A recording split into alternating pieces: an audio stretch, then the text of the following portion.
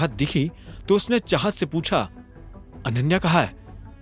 उसका blood pressure बढ़ गया था, वो बेहोश हो गई है, चाहत ने कहा और ड्राइवर सीट की तरफ बढ़ते हुए बोली, मुझे उसे हॉस्पिटल लेकर जाना पड़ेगा। इतने में अभिनव ने उसे रोका और कहा, तुम इनके साथ घर जाओ, मैं उसे हॉस्पिटल ले जाऊंगा।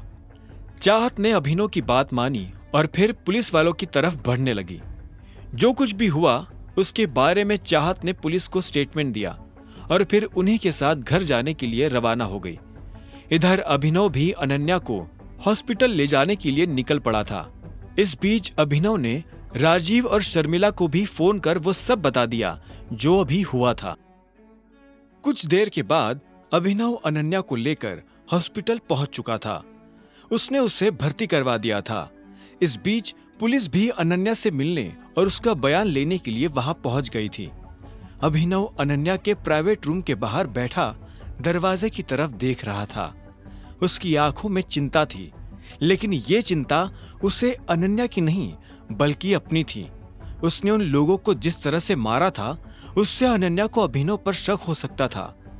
ऐसे में वो भगवान से यही दुआ कर रहा था कि किसी तरह से अनन्या ने वो सब ना देखा हो जो अभिनव ने उन लड़कों के साथ किया था। जब अनन्या को होश आया तो डॉक्टर ने नर्स से कहा कि वो अभिनव को अंदर बुलवा ले, लेकिन अनन्या ने साफ मना कर दिया था। वो अभिनव से नहीं मिलना चाहती थी। इस बीच शर्मिला और राजीव भी हॉस्पिटल पहुंच चुके थे। जब वो दोनों अनन्या से मिलने के लिए उसके प्राइवेट रूम में दाखिल हो रहे थे तब अभिनव भी उनके पीछे अंदर चला आया था। जब वो तीनों अंदर पहुंचे तो उन्होंने देखा कि अनन्या रो रही थी। उसने रोते हुए कहा, मैं बहुत डर गई थी, मुझे लगा कि अब तो मैं गई।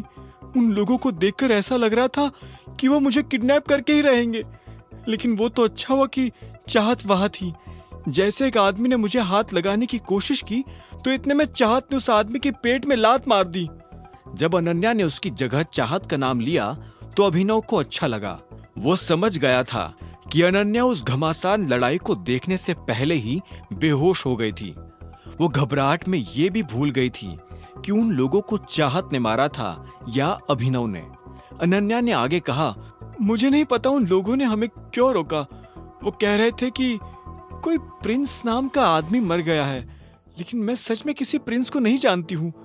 वो कह रहे थे कि वो प्रिंस की मौत का बदला पूरे गुड़गांव से लेंगे। अभिनव अब तक समझ चुका था कि प्रिंस कौन है।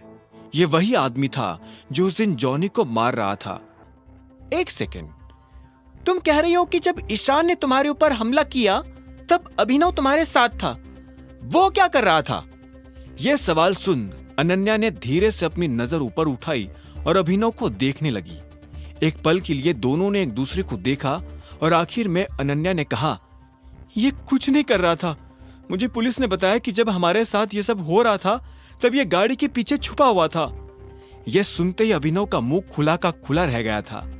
इससे पहले कि वो कुछ कह पाता, शर्मिला ने कुड़ते हुए कहा, मुझे पता था मुझे पता था कि ये निकम्मा ऐसे टाइम पर कुछ नहीं करेगा।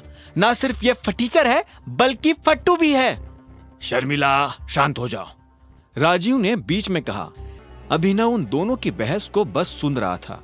उसके पास कहने के लिए कुछ नहीं बचा था। अगर उसे मौका मिलता भी तो भी वो कुछ नहीं कहना चाहता था। वो अनन्या के प्राइवेट रूम से बाहर निकला और फिर से कॉरिडोर में आ गया। जैसे वो कॉरिडोर में आया तो उसने देखा कि सामने से चाहत भी चली आ रही थी। जैसे उसने अभिनव को देखा तो बोली, अनन्या को होश आ गया?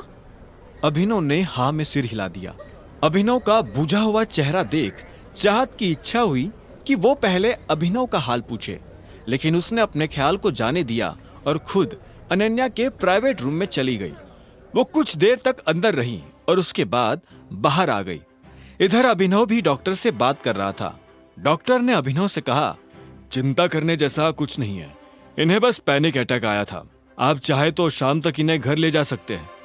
थैंक यू डॉक्टर, अभिनव ने कहा और फिर से कॉरिडोर में लगी बेंच पर आकर बैठ गया।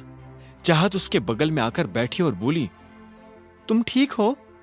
अभिनव ने बिना चाहत को देखे बस हाँ में सिर हिला दिया। और बोला, अनन्या कैसी है? डॉक्टर कह रहे थे कि हम उसे आज शाम को घर ले जा सकते हैं। मुझे नहीं लगता कि वो शाम तक रुकने वाली है। वो अभी के अभी घर जाना चाहती है। अभिनव ने फिर से हाँ में सिर हिला दिया। उसे इस चीज में भी कोई दिक्कत नहीं थी। दोनों कुछ पल के लिए चुप रहे। आखिर में चाहत ने गहरी सांस ली और बोली, तुमने अनन्या को इस बारे में कुछ बताया क्यों नहीं? यह सुनते ही अभिनव को झटका लगा। उसने चाहत को देखा और बोला, किस बारे में? आगे की कहानी जानने के लिए देखें अगला एपिसोड सिर्फ पॉकेट एफएम के यूट्यूब चैनल पर, और द रिटर्न ऑफ टाइगर के सारे एपिसोड्स को सुनने के लिए डिस्क्रिप्शन में दी लिंक से डाउनलोड करें पॉकेट एफएम ऐप।